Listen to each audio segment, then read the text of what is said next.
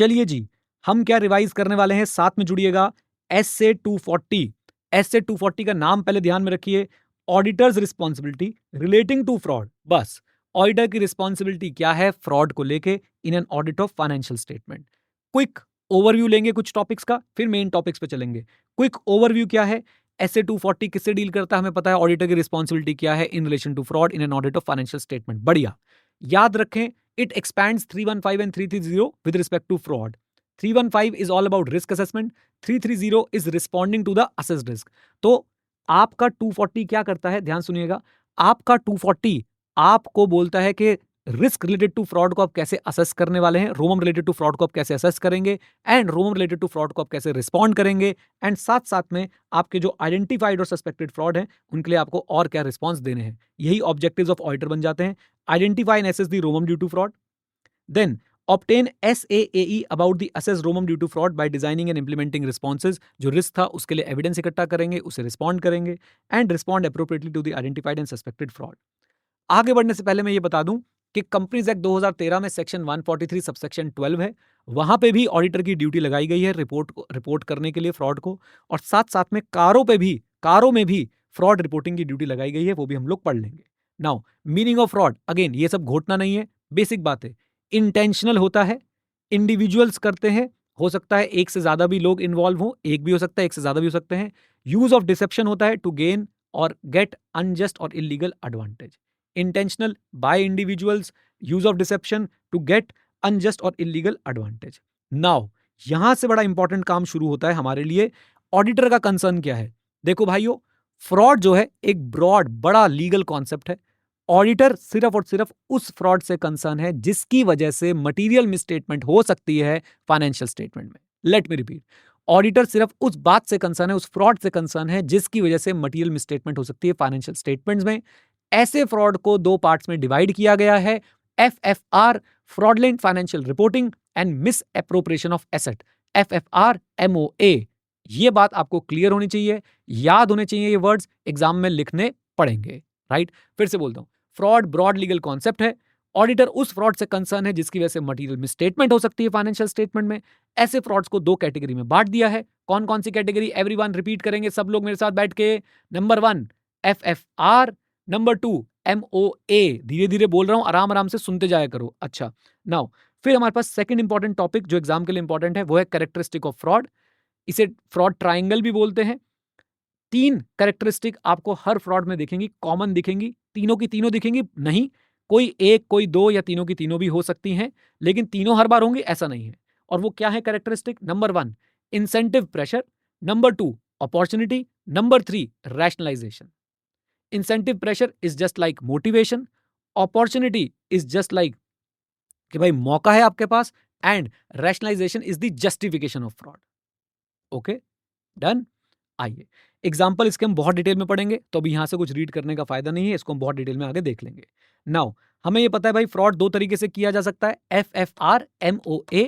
FFR की details में क्या याद रखेंगे, intentional misstatement, this is the keyword.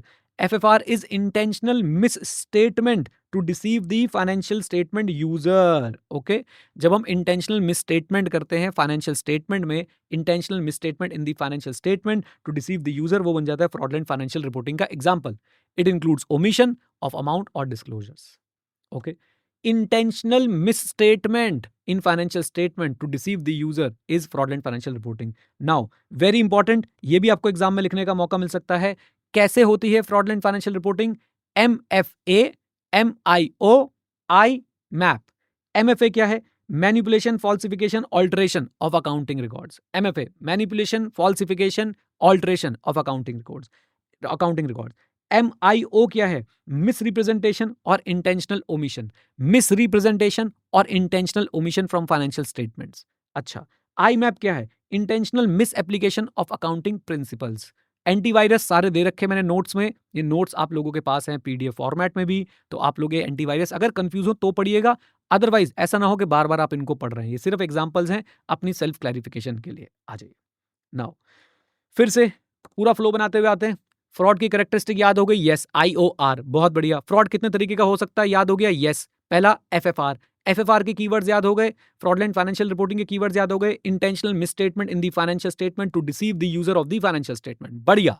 Now FFR में ये पाया गया कि मैनेजमेंट जो है वो क्या करती है, ओवरराइड ऑफ कंट्रोल्स करती है। एफएफआर में मैनेजमेंट क्या करती है, ओवरराइड ऑफ कंट्रोल करती है। मैनेजमेंट ओवरराइड ऑफ कंट्रोल कैसे कैसे कर सकती है, रफ्तार, राइट। तो रफ्तार भाई को याद करेंगे। रफ्तार में सबसे पहले आर से क्या है, रिकॉर्डिंग फिक्टिशियस जर्नल एंट्री। ए से क्या है, adjusting assumption, okay, adjusting assumption of estimate. F से क्या है, concealing facts that could effect the amount recorded. अच्छा, टी से क्या है, ट्रांजैक्शन, कौन सी ट्रांजैक्शन, कॉम्प्लेक्स ट्रांजैक्शंस, ओके।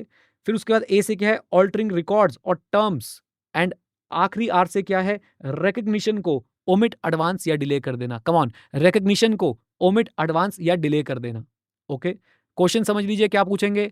एफएफआर में management override of control involve होता है, और मैनेजमेंट ओवरराइड ऑफ कंट्रोल कैसे कर सकते हैं, रफ्तार से कर सकते हैं। सबसे पहले R, recording fictitious journal entry. A, adjusting the assumptions. F से फैक्ट। टी से ट्रांजैक्शन, बोले तो कॉम्प्लेक्स ट्रांजैक्शन।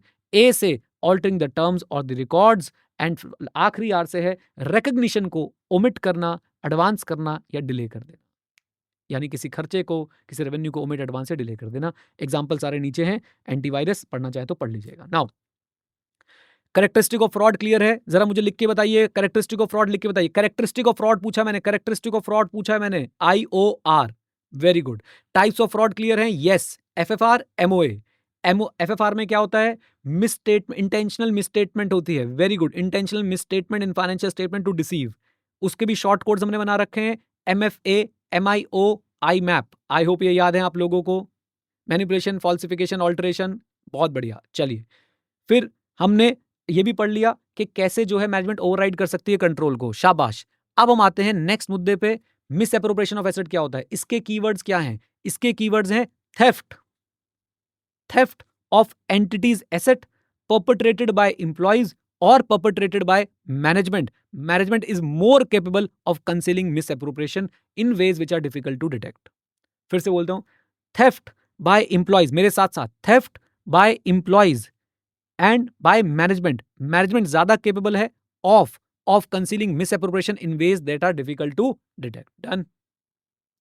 इस पे क्या क्वेश्चन आएगा, कितने तरीके से मिसएप्रोप्रिएशन की जा सकती है, कितने तरीके से मिसएप्रोप्रिएशन की जा सकती है, 4 तरीकों से। याद करो, CFM को बिल्कुल नीचे से शुरू करो। Number 1, using entities asset for personal use, using entities asset for personal use. ऊपर चलो, कॉजिंग एंटिटी टू पे फॉर गुड्स और services not receive, travelling allowance याद रखिएगा। उसके ऊपर चलो, स्टीलिंग फिजिकल और इंटेलेक्चुअल डेटा, फिजिकल एसेट्स और इंटेलेक्चुअल एसेट्स। एंड सबसे ऊपर आ जाओ, सबसे ऊपर क्या था, एम्बेजलिंग द रिसीट्स, पैसा आया लेकिन कंपनी के अकाउंट में नहीं गया। 4 बातें बोलनी है, रिपीट करेंगे मेरे साथ। सबसे पहले क्या आया, एवरीवन, नीचे से शुरुआत करेंगे। क्या था सबसे पहले, था using entities asset for personal use, बढ़िया, ठीक है। ऊपर क्या आया, कॉजिंग एंटिटी टू पे फॉर गुड्स और सर्विसेज नॉट रिसीव। फिर क्या आई, चोरी, स्टीलिंग फिजिकल एसेट्स और इंटेलेक्चुअल एसेट्स। एंड देन सबसे ऊपर क्या आ गया, एम्बेजलिंग द रिसीट्स, बढ़िया। आ जाओ next topic, fraud risk factor. Please try to understand.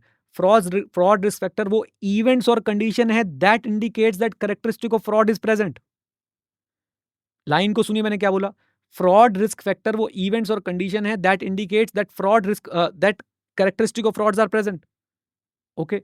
अब ICAI ने हमें ये कैसे पढ़ने को बोला है, जरा ध्यान से सुनिएगा। हमें पता है कैरेक्टरिस्टिक ऑफ फ्रॉड होती है 3, IOR।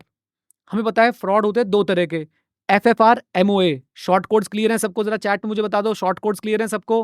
FFR, fraudulent financial reporting, MOA, misappropriation of asset, IOR is incentive, opportunity and your rationalisation. अब सुनिएगा मेरी बात को, प्लीज फोकस करिएगा। तो हमें भाई ये चीजें पता है। अब यहां पे क्या बोला जाएगा आपको कि FFR में IOR के आपने बताने फ्रॉड रिस्क फैक्टर्स, FFR में इंसेंटिव के, अपॉर्चुनिटी के, रैशनलाइजेशन के फ्रॉड रिस्क फैक्टर बताओ। फ्रॉडलेंट फाइनेंशियल रिपोर्टिंग में इंसेंटिव के, अपॉर्चुनिटी के, रैशनलाइजेशन के फ्रॉड रिस्क फैक्टर्स बताओ, ओके। तो मैंने बोला ठीक है साहब, आप काम दोगे हम पक्का करके आएंगे। तो हमने पढ़ना शुरू किया। फ्रॉड रिस्क फैक्टर में इंसेंटिव हमने सबसे पहले पढ़ने शुरू करे कि इंसेंटिव, फ्रॉडलेंट फाइनेंशियल रिपोर्टिंग में इंसेंटिव हमने सबसे पहले पढ़ने शुरू करे कि इंसेंटिव को लेके क्या क्या फ्रॉड रिस्क फैक्टर हो सकते हैं। किसको याद रखा हमने, CCD, CCD कंपटीशन, याद आ रहे हैं आपको factors? Come on tell me, जल्दी बोलो। कंपटीशन, सबसे पहले हमने क्या बोला था? कंपटीशन बहुत ज्यादा बढ़ गया है। चेंजेस, डिक्लाइन, डिक्लाइन किस में? ऑपरेटिंग लॉसेस में, कैश फ्लो में। CCD चेंजेस, हाँ जी, CCD competition, changes, decline, decline किस में? ऑपरेटिंग लॉसेस में, बेसिकली ऑपरेटिंग प्रॉफिट्स में, और साथ साथ में negative cash flow. Rapid growth हुई है या फिर न्यू कोई आपकी रिपोर्टिंग रिक्वायरमेंट आई है? डेली प्रैक्टिस क्वेश्चन यहाँ पे आपका बनता है कौन सा वाला? डेली प्रैक्टिस क्वेश्चन बनता है आपका माई डेकोर लिमिटेड वाला, वो जरूर कर लीजिएगा। ओके, देन इसके बाद हमने क्या देखा? अपॉर्चुनिटीज। मैं क्या पढ़ा रहा हूं? फ्रॉड रिस्क फैक्टर क्या क्या हो सकते हैं फ्रॉडलेंट फाइनेंशियल रिपोर्टिंग को लेके, जिसकी वजह से अपॉर्चुनिटीज बनती हो। यानी वो इवेंट्स और कंडीशन क्या क्या हो सकते हैं फ्रॉडलेंट फाइनेंशियल रिपोर्टिंग को लेकर, जिसकी वजह से अपॉर्चुनिटीज बनती हो। Very simple, Adani Ambani, very good. Adani Ambani सबसे ज्यादा क्या करते हैं? Related party transaction. Okay, done. दूसरी बात, इनकी फाइनेंशियल प्रेजेंस, डोमिनेंस है क्या? बिल्कुल है। तीसरी बात, सिग्निफिकेंट एस्टिमेट्स बनाते हैं। अनयूजुअल ट्रांजैक्शन, अनयूजुअल और कॉम्प्लेक्स ट्रांजैक्शन करते हैं। इंटरनेशनल बॉर्डर पे बहुत ज्यादा इनका ऑपरेशन है, कम ऑन। एंड साथ साथ में टैक्स हेवन से ऑपरेट करते हैं without clear business justification. Okay, 11 minute लगे हैं भाई, पूरी क्लास रिवाइज करा दी है। ओके, अब इस 11 मिनट के क्लास को आप बार बार देखिए और रीडिंग करिए, और साथ में थोड़ी सी स्क्रिबलिंग करिए, डीपीक्यू जो है उसको लिख के प्रैक्टिस कीजिए, हो जाएगा काम। ओके, चलो जी, all the best, bye bye, take care, God bless you.